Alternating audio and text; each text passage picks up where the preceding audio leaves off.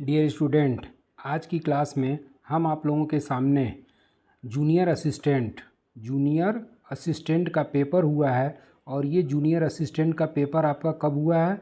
तो ये अभी हाल फिलहाल में आपका 27/8/2023 को इस जूनियर असिस्टेंट के पेपर को यूपी सरकार द्वारा ऑर्गेनाइज कराया गया है।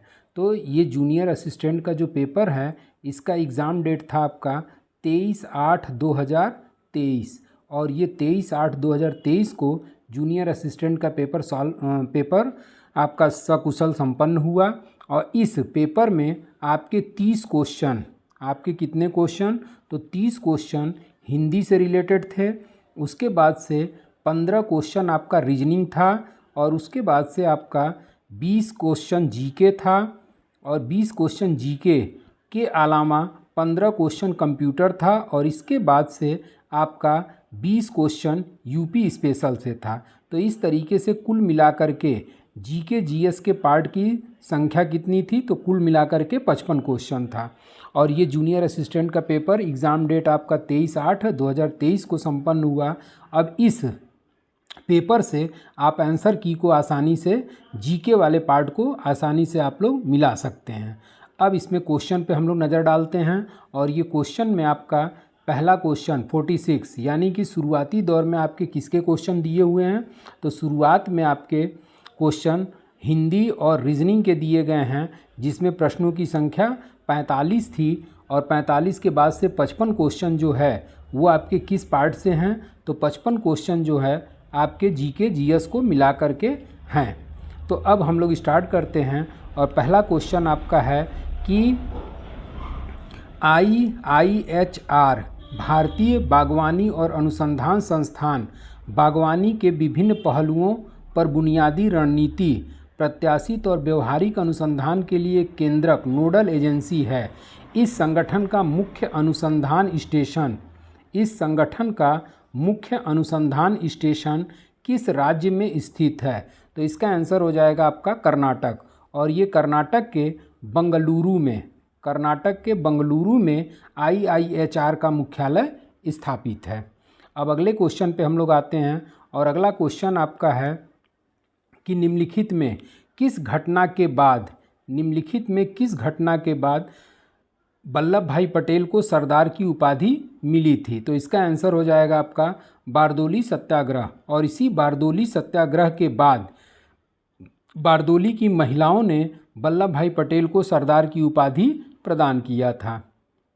अब अगले क्वेश्चन पे आते हैं कि निम्नलिखित भारतीय रेलवे मार्गों में से किसको ब्रिटिश काल के दौरान क्राउन ज्वेल माना जाता था? इसमें दुनिया का सबसे ऊंचा मल्टी आर्च गैलरी ब्रिज भी शामिल है। तो इसका आंसर हो जाएगा आपका कालका शिमला रेल। और इसी कालका शिमला रेल को ब्रिटिश काल के दौरान क्राउन ज्वेल के नाम से जाना जाता था। और ये कालका शिमला रेल मार्ग जो है ये आपका टॉय ट्रेन के रूप में एक ट्रेन की पटरियाँ होती हैं, जो कि विश्व धरोहर में भी शामिल किया गया है।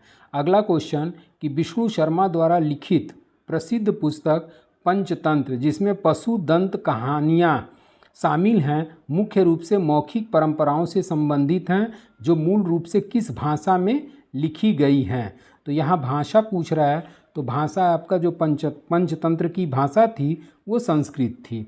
और इसी संस्कृत लैंग्वेज में विष्णु शर्मा के द्वारा पंचतंत्र की रचना की गई थी। अब अगले क्वेश्चन पे आते हैं कि भारत में स्थित उस पर्वतीय चोटी का नाम बताएं जिसे महान बर्फ के 5 खजाने के रूप में जाना जाता है। और 5 खजाने 5 भंडार सोना, चांदी, रत्न, अनाज और भगवान की पवित्र पुस्तकों का प्रतिनिधित्व करते हैं। तो इसका आंसर हो जाएगा आपका कंचनजंगा। और ये कंचनजंगा आपका सिक्किम में स्थित है।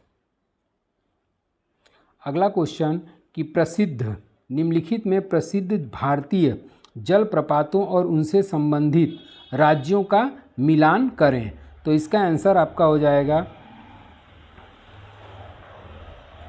अब इसके मिलान में आपका आंसर हो जाएगा बी यानी कि पहला का डी हो जाएगा। पहला का क्या हो जाएगा? तो पहला का आपका डी हो जाएगा। मैगोड जो पहाड़ मैगोड जो जलप्रपात है ये कर्नाटक में स्थित है। उसके बाद से आपका दूसरा जो होगा वो सी यानी कि नोक लिकाई जो है ये मेघालय में स्थित है, ये मेघालय में स्थित है। उसके बाद से मीना मुट्टी जो है ये आपका केरल में स्थित है। और बच गया आपका थैलेयार, तो थैलेयार आपका तमिलनाडु में स्थित है। और मैगोड जो है वो आपका कर्नाटक में।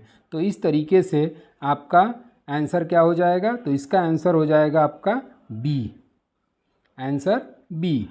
अगला क्वेश्चन देखते हैं और अगले क्वेश्चन पे कि वर्ष 1982 में नई दिल्ली में आयोजित किस खेल कार्यक्रम के शुभंकर के रूप में अप्पू एक हाथी का उपयोग किया गया था। तो इसका आंसर हो जाएगा आपका एशियाई गेम्स। और इस एशियाई गेम्स का आयोजन 1982 में नई दिल्ली में किया गया था। और इसी 1982 एशियाई गेम्स का शुभंकर जो था वो आपका अप्पू एक हाथी के रूप में इसका उपयोग किया गया था। अब अगले क्वेश्चन पे आते हैं कि भारत का राष्ट्रीय कैलेंडर शक संवत आधारित है जिसका पहला महीना है। तो शक संवत का जो पहला महीना है वो आपका चैत्र है और जो 22 मार्च 1957 को भारत सरकार के द्वारा स्वीकार किया गया था। और इस शक संवत का जो प्रचलन किया गया था, इस शक संवत का प्रचलन कनिष्क के द्वारा 78 ईस्वी में प्रारंभ किया गया था। अब अगले क्वेश्चन पे आते हैं और अगला क्वेश्चन है कि फिरोज शाह कोटला किला 1354 में सुल्तान फिरोज शाह तुगलक ने बनवाया था। यह किला किस नदी के तट पर बनाया गया। तो जाहिर सी बात है कि आपका फिरोज शाह कोटला जो है ये दिल्ली में स्थित है। और दिल्ली में कौन सी नदी प्रवाहित होती है, तो आपका यमुना। अगला क्वेश्चन कि राज्य और उसके राज्य पक्षी के संबंध में सही जोड़ी का पता लगाएं। तो सिक्किम का जो राजकीय पक्षी है वो ग्रेटर फ्लेमिंगो ना हो करके ब्लड तीतर वहाँ का राजकीय पक्षी है। जबकि गुजरात का जो राजकीय पक्षी है वो ग्रेटर फ्लेमिंगो होता है। और इसमें जो सही है वो आपका आंसर हो जाएगा महाराष्ट्र। और इस महाराष्ट्र का जो राजकीय पक्षी है वो पीले पैरों वाला हरा कबूतर जिसे हरियल के नाम से जाना जाता है। तो सही जोड़ा में आपका हो जाएगा महाराष्ट्र और वहाँ का राजकीय पक्षी हरियल है। अगला क्वेश्चन कि निम्न में कौन सा केरल राज्य सरकार का सर्वोच्च साहित्यिक सम्मान है जिसका नाम 16वीं शताब्दी के एक भक्ति कवि के नाम पर रखा गया। तो इसका आंसर हो जाएगा एजुथाचन पुरस्कारम। और इसी एजुथाचन पुरस्कारम के नाम पर सर्वोच्च साहित्यिक सम्मान केरल राज्य सरकार द्वारा घोषित किया जाता है। अब अगले क्वेश्चन पे आते हैं और अगला क्वेश्चन आपका है कि केंद्रीय विद्युत प्राधिकरण CEA ने मसौदा केंद्रीय विद्युत प्राधिकरण विनियमन 2023 जारी किया। ड्राफ्ट के अनुसार क्षेत्र से गुजरने वाली 33 kV और उसके नीचे सभी विद्युत लाइनों को भूमिगत किया गया है। तो इसका आंसर आपका हो जाएगा ग्रेट इंडियन बस्टर्ड सोन चिरैया। और इसी ग्रेट इंडियन बस्टर्ड के द्वारा 23 kV और उसके नीचे सभी विद्युत लाइनों को इसी के माध्यम से भूमिगत किया जाएगा। अगला क्वेश्चन आता है कि उस कार्यक्रम का नाम बताएं जो हाल में ही उद्योग और शिक्षा क्षेत्र में रक्षा अनुसंधान और विकास को बढ़ावा देने के लिए DRDO द्वारा नई दिल्ली में आयोजित किया गया। तो इसका आंसर हो जाएगा R&D चिंतन शिविर। अब अगला क्वेश्चन आता है कि कोसा सिल्क जो भारतीय रेशम कीट एंथेरिया माइलिटा कोया से प्राप्त होता है निम्नलिखित में किस राज्य से संबंधित है। तो इसका आंसर हो जाएगा आपका छत्तीसगढ़। इसका आंसर छत्तीसगढ़। और ये कोया सिल्क जो है छत्तीसगढ़ से रिलेटेड है। अगला क्वेश्चन आता है कि सूर्य के प्रकाश जो ऊर्जा का प्राथमिक स्रोत है निम्नलिखित में किस सेल का उपयोग करके बिजली में परिवर्तित किया जाता है। तो आंसर हो जाएगा फोटोवोल्टिक सेल। अगला क्वेश्चन कि निम्नलिखित में कौन हाल ही में एशियाई तलवारबाजी चैंपियनशिप पदक में कांस्य पदक जीतने वाले भारतीय बने? तो आंसर हो जाएगा भवानी देवी। और इसी भवानी देवी के द्वारा एशियाई तलवारबाजी चैंपियनशिप में कांस्य पदक हासिल किया गया।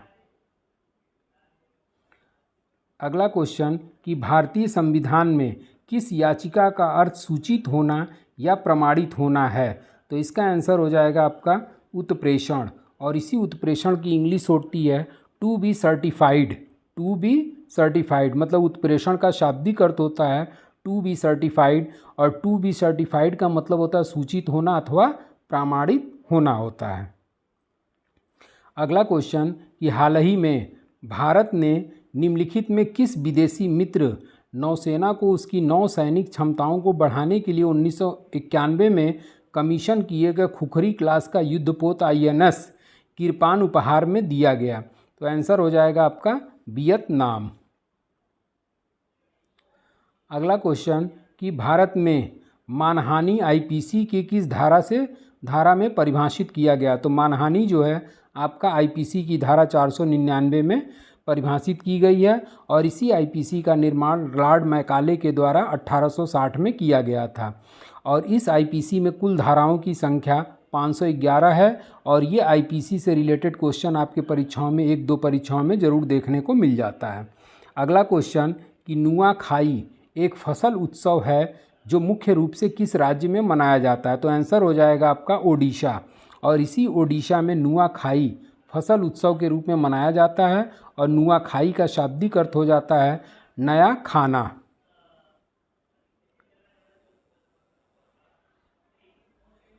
अब आते हैं क्वेश्चन नंबर 66 पर कि यदि पावर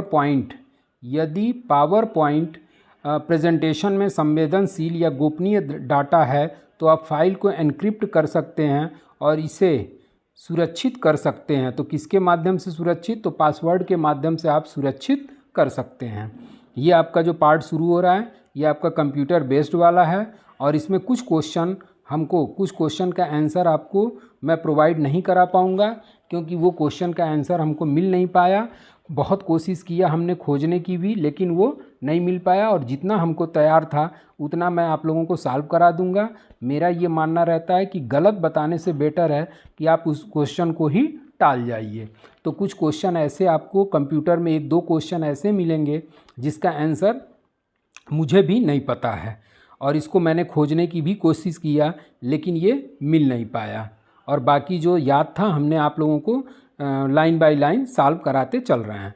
अगला क्वेश्चन कि ई गवर्नेंस। अब ये क्वेश्चन जो है ई गवर्नेंस में डिजिटल दस्तावेजों को सुरक्षित और प्रामाणिकता सुनिश्चित करने के लिए अक्सर किस तकनीकी का उपयोग किया जाता है?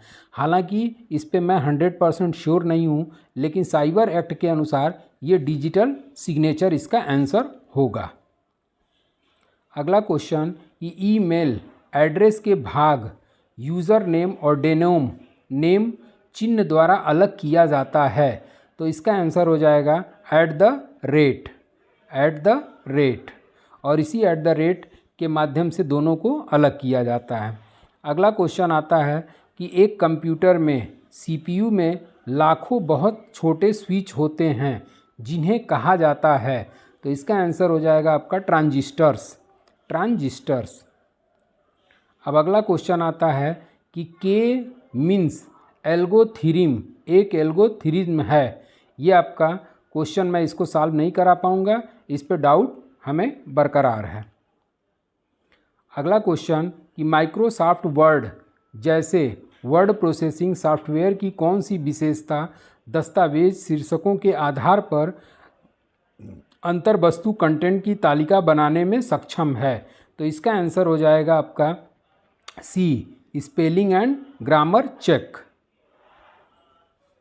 अगला क्वेश्चन कि पहले यांत्रिक कैलकुलेटर को कहा जाता था? तो पहले आपका यांत्रिक कैलकुलेटर को पास्कलाइन के नाम से जाना जाता था। अगला क्वेश्चन आता है कि माइक्रोसॉफ्ट एक्सेल में कौन सा फंक्शन टेक्स्ट से सभी गैर मुद्रण योग्य कैरेक्टर को हटा देता है? तो आंसर हो जाएगा आपका क्लीन। अगला क्वेश्चन कि माइक्रोसॉफ्ट द्वारा कौन सी ईमेल सेवा संचालित की जाती है? तो माइक्रोसॉफ्ट द्वारा ईमेल जो संचालित करने वाली जो सेवा है उसका आंसर आपका हो जाएगा डी। और ये डी के अंतर्गत माइक्रोसॉफ्ट द्वारा जो ईमेल सेवा संचालित की जाती है उसे आउटलुक कहा जाता है। इसके अलावा hotmail.com भी है, live.com भी है। तो इस तीनों के माध्यम से ईमेल सेवा संचालित की जाती है। अगला क्वेश्चन कि साइबर सुरक्षा हमले के लिए एक शब्द बड़े पैमाने पर अटैक नेटवर्क बनाने के लिए एक साथ जुड़े उपकरणों को लक्षित करता है उसे क्या कहते हैं? तो DDoS अटैक, इसी नाम से इसे जाना जाता है। अगला क्वेश्चन कि IoT उपकरणों में वायरलेस संचार के लिए आमतौर पर किस तकनीकी का उपयोग किया जाता है? तो आंसर हो जाएगा आपका ब्लूटूथ। अगला क्वेश्चन आपका आता है कि अपाचे हडूप फ्रेमवर्क का एक बड़ा हिस्सा भाषा में लिखा होता है। तो इसका भाषा जो होता है C++ या पाइथन के अंतर्गत इसको शामिल किया जाता है। ये थोड़ा दो ऑप्शन इसमें सही है। तो ये अब आयोग क्या करता है इस पर डिपेंड करता है। अगला क्वेश्चन कि AI एप्लीकेशन को लागू करने के लिए दी गई भाषाओं में कौन सी भाषा आमतौर पर उपयोग में नहीं लाई जाती? तो इसका आंसर हो जाएगा आपका डी। इसका आंसर हो जाएगा डी, प्रोलोग। डी नहीं, बी, पर्ल। इसका आंसर क्या हो जाएगा? PERL, Perl. अब अगले क्वेश्चन पे आते हैं कि सोशल मीडिया में हैशटैग्स का प्राथमिक उद्देश्य क्या है? तो इसका भी आंसर हम क्लियर नहीं बता सकते, लेकिन जो ऑप्शन दिया गया है कि आसान खोज के लिए कीवर्ड विषयों को चिन्हित करना या पोस्ट और उनकी भावनाओं के आधार पर वर्गीकृत करना, किसी पोस्ट के लेखन की पहचान करने के लिए, किसी पोस्ट में व्यंग या विडंबना दर्शाने के लिए। तो इसका मुख्य आंसर हो जाएगा आपका आसान खोज के लिए कीवर्ड या विषयों को चिन्हित करना ही हैशटैग का प्रमुख कार्य होता है। अब अगला क्वेश्चन है कि वर्ल्ड वाइड वेब के आविष्कारक कौन है? तो इसका आंसर हो जाएगा टिम बर्नर ली। और यही टिम बर्नर ली के द्वारा WWW का क्या किया गया? आविष्कार किया गया था। अब अगले क्वेश्चन पे हम लोग आते हैं और अगला क्वेश्चन आपका है कि उत्तर प्रदेश, अब यहाँ पर भाग 5 में यूपी स्पेशल आ गया और इसी यूपी स्पेशल के अंतर्गत लेखकों और उनकी कृतियों के संबंध में जोड़ा कौन सा गलत है? तो इसके संबंध में आपका आंसर हो जाएगा डी, मैथिली शरण गुप्त। और ये मैथिली शरण गुप्त द्वारा लिखित तिलोत्तमा नामक पुस्तक नहीं है, ये जोड़ा क्या है? गलत है। अब आते हैं अगले क्वेश्चन पे और अगला क्वेश्चन है कि सारनाथ जो अशोक स्तंभ के लिए प्रसिद्ध है, वाराणसी से 10 किलोमीटर उत्तर पूर्व में किन दो नदियों के संगम पर स्थित है? तो आंसर हो जाएगा आपका गंगा और वरुणा। और इसी वरुणा और 80 घाट को मिला करके वाराणसी का नामकरण पड़ा था। अगले क्वेश्चन पे आते हैं कि अक्टूबर 2021 तक उत्तर प्रदेश राज्य में कुल कितने नगर निगम हैं? तो अक्टूबर 2021 तक उत्तर प्रदेश में नगर निगम की संख्या 17 है। अगला क्वेश्चन कि निम्नलिखित में GI टैग उत्पादों के स्थान का सही मिलान करिए। तो इसका आंसर हो जाएगा आपका वॉल हैंगिंग जो है ये गाजीपुर से रिलेटेड है, कैंची जो है ये मेरठ से रिलेटेड है, उसके बाद से दरियाँ जो हैं ये मिर्ज़ापुर से, और हस्त निर्मित कालीन जो है ये भदोही में काफ़ी प्रचुर मात्रा में बनाया जाता है। तो ये GI टैग का ये सही आपका सुमेल हो गया। अब इसके आधार पर आप नीचे इसका आंसर दिया होगा, उसके आधार पर ये आपका आंसर हो जाएगा और इसमें आपका आंसर तब उस हिसाब से क्या होगा? तो डी होगा। और अगला क्वेश्चन आता है कि उत्तर प्रदेश ने एक स्वायत्त संस्था के रूप में अतिरिक्त ऊर्जा स्रोत विभाग के अंतर्गत नीडा का निर्माण कब किया था? तो नीडा का निर्माण जो है ये अप्रैल 1983 में किया गया था।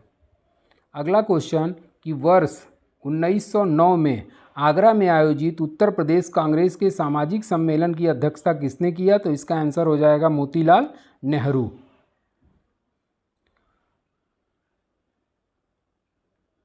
अगला क्वेश्चन कि हाल ही में जल शक्ति मंत्री स्वतंत्र देव सिंह ने उत्तर प्रदेश में 1 सप्ताह चलने वाली एक नल एक पेड़ योजना शुरू किया। यह निम्नलिखित में किसके द्वारा संयुक्त रूप से शुरू की गई थी? तो इसका आंसर हो जाएगा आपका नमामि गंगे एवं ग्रामीण जल आपूर्ति विभाग। अगला क्वेश्चन कि उच्च सिलिका बलुआ पत्थरों के बड़े भंडार क्रमशः इलाहाबाद और चित्रकूट जिले के किन क्षेत्र में पाए जाते हैं, जो उत्तर भारत के 5 उद्योग की आपूर्ति के पारंपरिक स्रोत हैं? तो इसका आंसर हो जाएगा शंकरगढ़ और बरगढ़। अगला क्वेश्चन कि उत्तर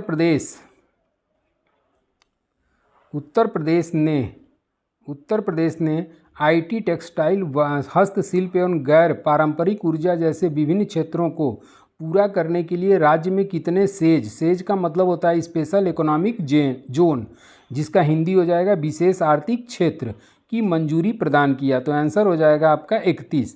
और उत्तर प्रदेश के आईटी टेक्सटाइल्स ने सेज के रूप में 31 को विशेष मंजूरी प्रदान किया गया।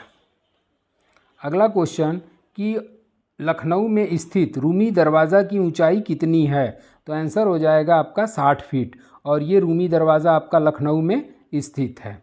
अगला क्वेश्चन कि लखनऊ स्थित बाल संग्रहालय चिल्ड्रेन म्यूजियम की स्थापना किस वर्ष हुई थी?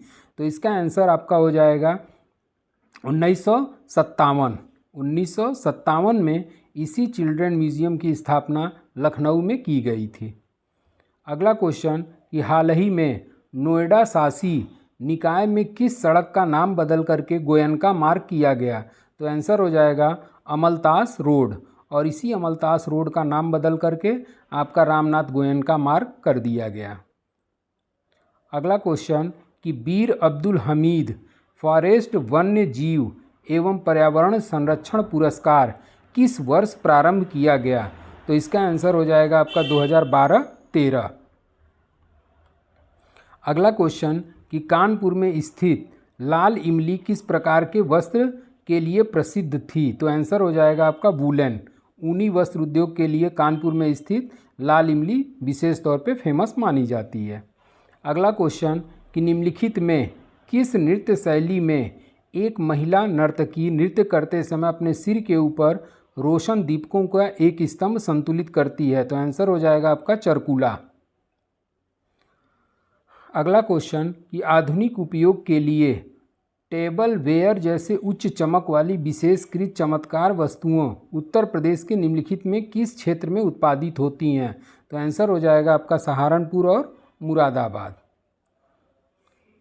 अगला क्वेश्चन कि निम्नलिखित में कौन सा उत्तरी कौशल जनपद की राजधानी थी? तो ये जो कौशल है ये महाजनपद उत्तर प्रदेश के महाजनपद के रूप में शामिल था, और इसकी जो राजधानी हुआ करती थी वो आपका श्रावस्ती।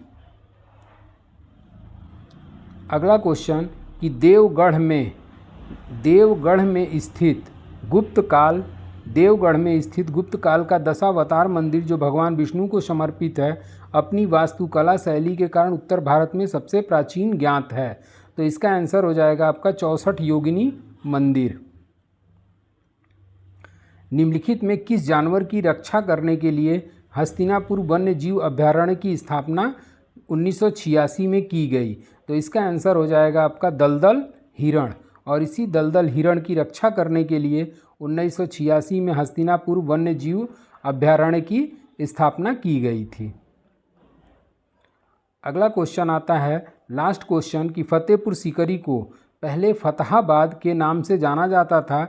इस फतह शब्द का अर्थ जीत है, और ये किस भाषा से लिया गया? तो आंसर हो जाएगा आपका फारसी, और इसी फतेहाबाद की स्थापना जो है वो आपका फतेहपुर सीकरी के रूप में जाना जाता है, और इसी फतेहपुर सीकरी की स्थापना अकबर के द्वारा गुजरात विजय के पश्चात किया गया। तो इस तरीके से ये 55 क्वेश्चन जो जीएस का था ये हमने आप लोगों को सॉल्व करा दिया। अब चाहें तो आप जूनियर असिस्टेंट जो 23 तारीख को पेपर हुआ है 23 अगस्त को, इसमें जीएस के पार्ट को आप लोग आसानी से 100% आपका सही उत्तर के साथ आप अपना मैच करा सकते हैं। तो आज के लिए बस इतना ही। Thank you so much.